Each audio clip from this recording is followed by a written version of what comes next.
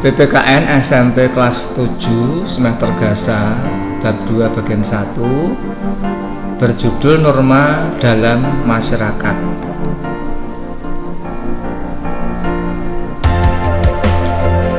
Sebelum lebih lanjut menyaksikan video saya, jangan lupa untuk menekan tombol like, kemudian subscribe, kemudian tekan loncengnya dan share atau bagikan.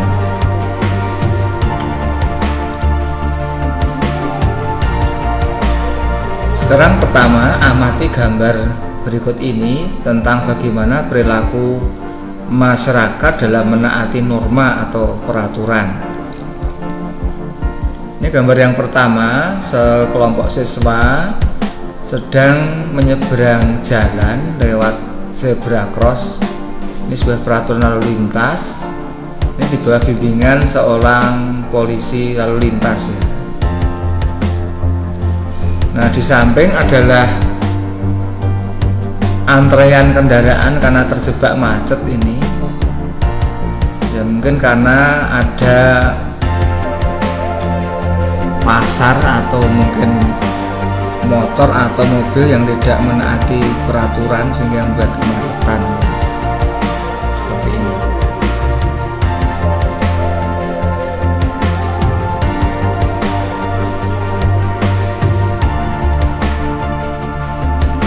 Untuk pengantar,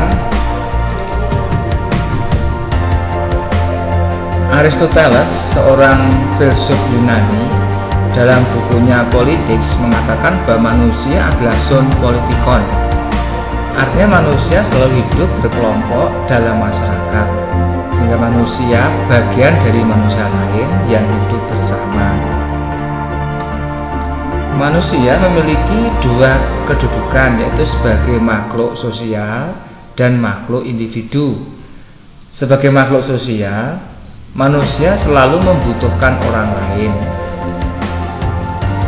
Akan tetapi sebagai makhluk individu, tiap orang memiliki perbedaan pemikiran dan perbedaan kepentingan.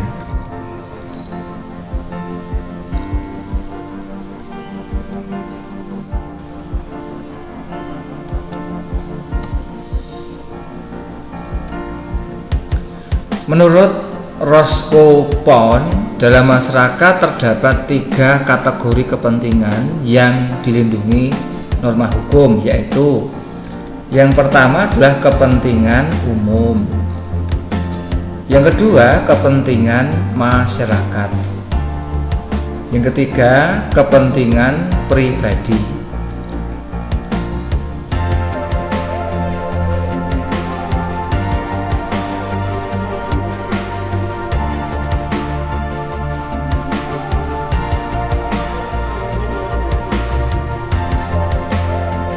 Kepentingan umum terdiri atas 1. Kepentingan negara sebagai badan hukum untuk mempertahankan kepribadian dan substansinya. Contoh, mempertahankan diri dari serangan negara lain.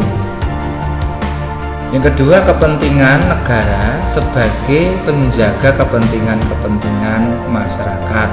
Contoh, menjaga fasilitas umum dan kestabilan ekonomi.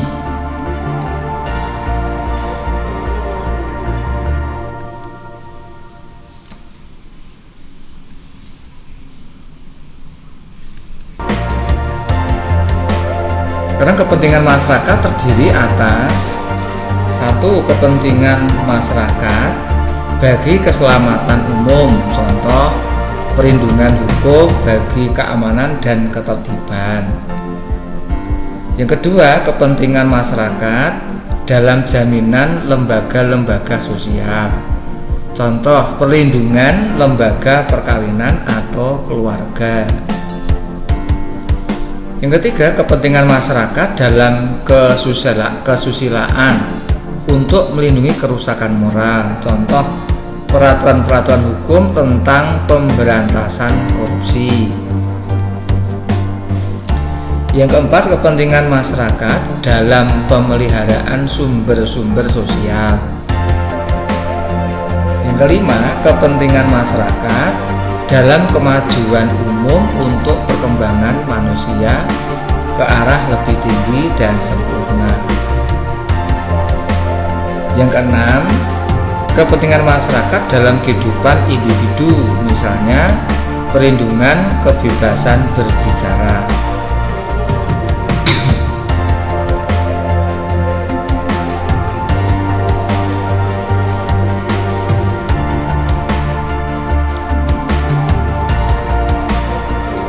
Sekarang kepentingan pribadi terdiri atas: 1. Kepentingan pribadi berkehendak, berpendapat, berkeyakinan beragama, dan hak milik.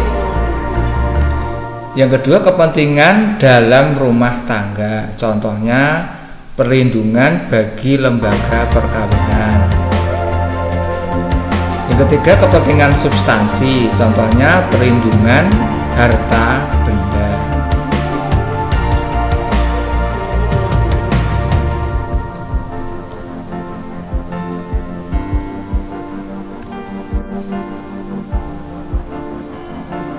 Cicero tahun 106 sampai 43 sebelum Masehi, seorang ahli hukum bangsa Romawi mengatakan ubi societas ibi ius, artinya di mana ada masyarakat di situ ada hukum. Di mana ada dua orang atau lebih, maka hukum adalah sesuatu yang wajib ada untuk mengatur hubungan antara dua orang atau lebih tersebut supaya tidak terjadi kekacauan. Oleh karena itu, tidak ada seorang pun di dunia yang tidak memerlukan hukum. Siapapun dia, tua, muda, anak, remaja, dewasa, laki-laki, perempuan, semuanya memerlukan hukum.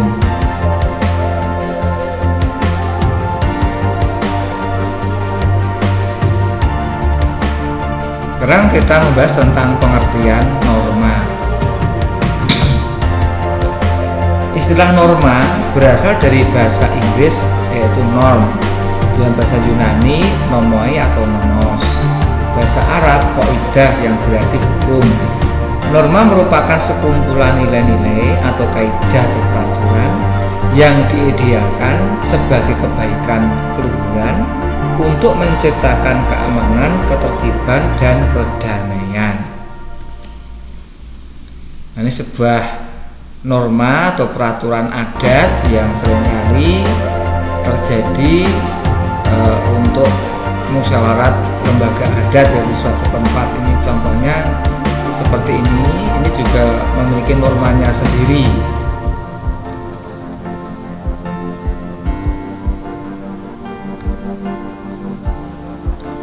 Sekarang kita bahas macam-macam norma. Ada 3 macam norma, yaitu norma kesusilaan, norma kesopanan, dan norma agama.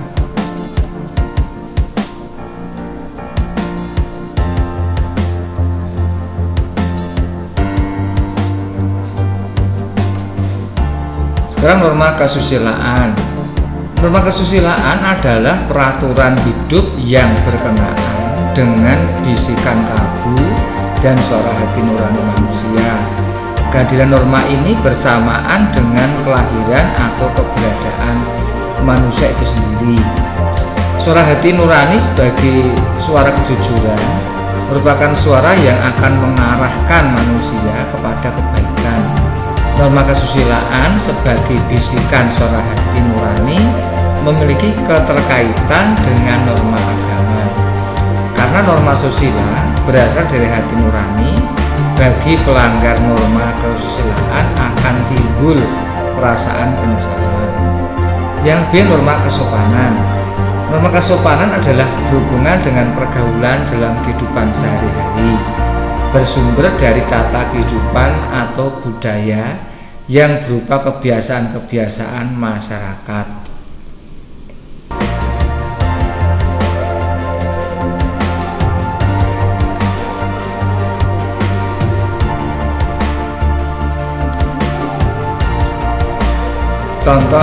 Contoh norma kesopanan, ya. Misalnya tata cara berpakaian, tata cara berbicara, tata cara berperilaku, tata cara bertamu, tata cara menyapa orang, tata cara makan, dan lain-lain. Ini contoh gambarnya. Ini perilaku menyapa, menghormati, memberi salam di lingkungan sekolah. Ini contoh bagaimana tata cara makan yang tidak baik ya. Ini digambarkan seperti kartun ini. Makannya banyak, tergesa-gesa, kemudian dijejal ke mulut semuanya, nih kurang sopan ya. Ini tata cara perilaku bagaimana seharusnya ketika lewat di depan orang yang lebih tua dan duduk ya. Ini sebuah kartun ya, menunjukkan cara membungkuk dengan perilaku menghormati dan sopan. Nah, ini tata cara berpakaian yang pantas ya bagi kalangan remaja, pemuda ya, atau mahasiswa ini ya. Baju pakai rok dengan pantas, sopan, rapi ya, seperti itu. Ini tata cara berperilaku atau berbicara atau menyapa orang lain digambarkan dalam kartun Jawa ya, yang sumeh atau ceria atau murah senyum ya, begitu menghormat. Seperti itu kira-kira contoh-contoh norma kesopanan.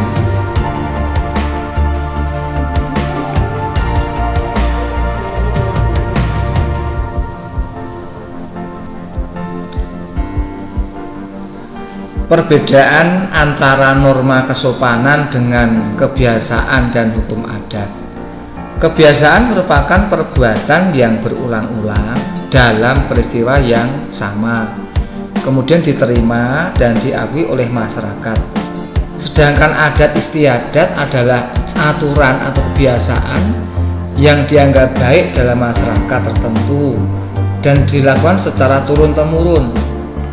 Salah satu perbedaan kebiasaan dengan adat istiadat adalah kekuatan sanksi pada keduanya. Sanksi terhadap pelanggaran kebiasaan tidak sekuat sanksi terhadap hukum adat. Contoh pulang kampung saat menjelang perayaan Idul Fitri, Natal, atau hari besar keagamaan lainnya. Namun apabila seseorang tidak pulang kampung, maka sanksi dari masyarakat tidak sebesar orang yang melanggar aturan adat tentang perkawinan.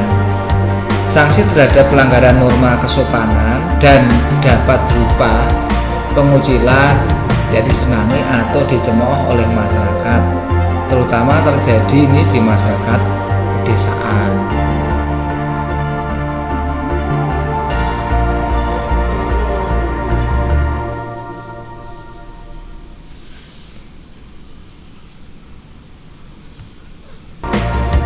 Macam norma yang ketiga itu norma agama.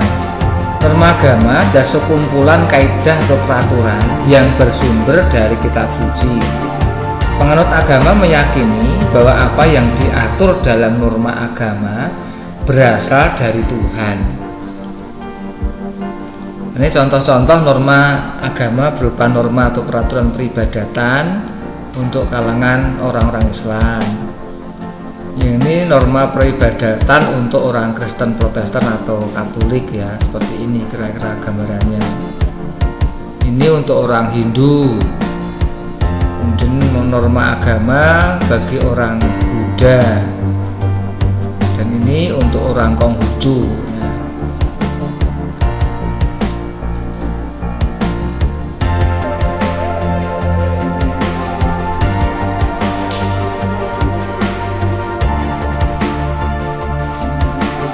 Pemahaman akan sumber norma agama yang berasal dari Tuhan membuat manusia berusaha mengendalikan sikap dan perilaku hidupnya. Melanggar norma agama dianggap perbuatan dosa dengan sanksi mendapat hukuman kekal di neraka. Setiap agama memiliki normanya sendiri. Agama Islam bersumber pada Al-Quran dan hadis Nabi Muhammad. Norma orang Kristen dan Katolik bersumber pada Alkitab. Norma umat Hindu bersumber pada Veda. Tripitaka menjadi kaidah pegangan hidup penganut Buddha. Kitab suci Sisu Wujing menjadi norma agama orang Konghucu. Namun dalam kehidupan masyarakat, norma agama tidak berlaku secara umum karena Indonesia bukan negara agama, tetapi negara hukum. Ini bisa dilihat pasal 29 ayat 1 UUD 45 yang berbunyi negara berdasarkan pada ketuhanan yang Maha Esa.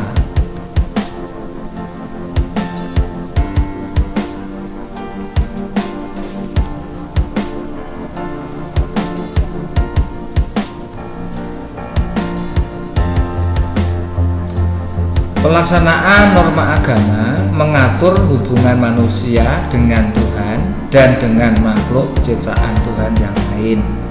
Oleh karena itu, pelaksanaan norma agama akan menciptakan kepatuhan manusia pada Tuhan dan keserasian manusia dengan sesama dan lingkungannya. Ini contoh norma agama dalam pelaksanaannya yang menjaga keserasian hubungan antara sesama umat beragama, ya, satu dengan yang lain, baik Islam, Kristen, Hindu, Buddha, ya, Katolik, Konghucu, ya, mungkin juga penganut kepercayaan dan sebagainya.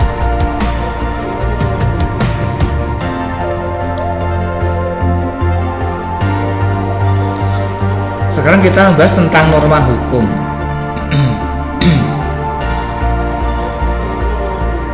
Norma hukum adalah peraturan mengenai tingkah laku manusia dalam pergaulan masyarakat dan dibuat oleh badan-badan resmi negara serta bersifat memaksa, sehingga perintah dan larangan dalam norma hukum harus ditaati oleh masyarakat. Oleh karena itu, dalam kehidupan sehari-hari, aparat penegak hukum seperti polisi, jaksa, dan hakim dapat memaksa seseorang untuk menaati hukum dan memberikan sanksi bagi pelanggar hukum. Norma hukum juga mengatur kehidupan lainnya, seperti larangan melakukan tindakan kejahatan dan pelanggaran, larangan melakukan korupsi, larangan merusak hutan, serta kewajiban memelihara hutan dan kewajiban membayar pajak. Peraturan tersebut harus dilaksanakan oleh seluruh warga negara Indonesia.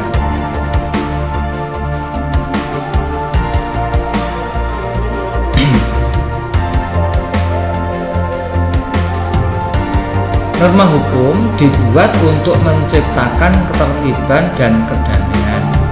Maka setiap norma hukum memiliki dua sifat, yaitu bersifat perintah, yang kedua bersifat larangan. Sekarang yang bersifat perintah, yaitu memerintahkan orang berbuat sesuatu, dan jika tidak berbuat maka ia akan dianggap melanggar norma hukum tersebut. Contoh, ketentuan pasal 281 Undang-Undang Nomor 22 Tahun 2009 tentang lalu lintas dan angkutan jalan yang menyatakan bahwa setiap orang yang mengemudikan kendaraan bermotor di jalan yang tidak memiliki SIM dipidana kurungan paling lama 4 bulan atau denda paling banyak 1 juta rupiah. Jadi artinya menurut undang-undang ini, orang yang mengendarai kendaraan bermotor itu diperintahkan untuk memiliki SIM, ya, seperti itu. Yang kedua bersifat larangan, artinya melarang orang berbuat sesuatu, dan jika orang tersebut melanggar akan mendapatkan sanksi. Contoh pasal 115 Undang-Undang Nomor 22 Tahun 2009 tentang lalu lintas dan angkutan, tentang batas kecepatan tertinggi yang diperbolehkan dan berbalapan dengan kendaraan bermotor lain. Artinya pengendara dilarang mengendarai motor di luar batas kecepatan yang ditentukan. Seperti itu.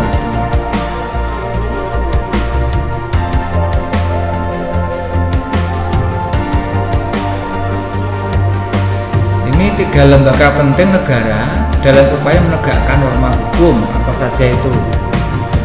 Yang pertama, kepolisian. Ini gambar gedung Kepolisian Negara Republik Indonesia di Jakarta ya. Kemudian kedua, lembaga penting yang berikut adalah jaksa atau kejaksaan. Ini gedung Kejaksaan Agung Republik Indonesia di Jakarta. Yang ketiga adalah pengadilan. Nah, ini gedung Mahkamah Agung ya, Mahkamah Pengadilan tertinggi di Indonesia. Jadi 3 lembaga ini menjadi lembaga penting dalam upaya menegakkan norma hukum di negara Indonesia. Itu kepolisian, kejaksaan, dan pengadilan atau kehakiman.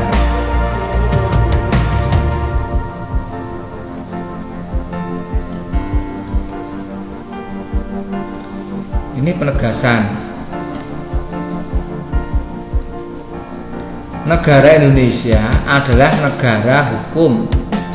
Pasal 1 ayat 3 UUD 45 yang berbunyi negara Indonesia adalah negara hukum. Sebagai negara hukum, maka norma hukum mutlak ditegakkan oleh negara bagi seluruh rakyat Indonesia. Hal itu untuk menjamin ketertiban dalam kehidupan bernegara. Nah, demikian dahulu pelajaran kita kali ini. Sampai jumpa pada kesempatan berikutnya.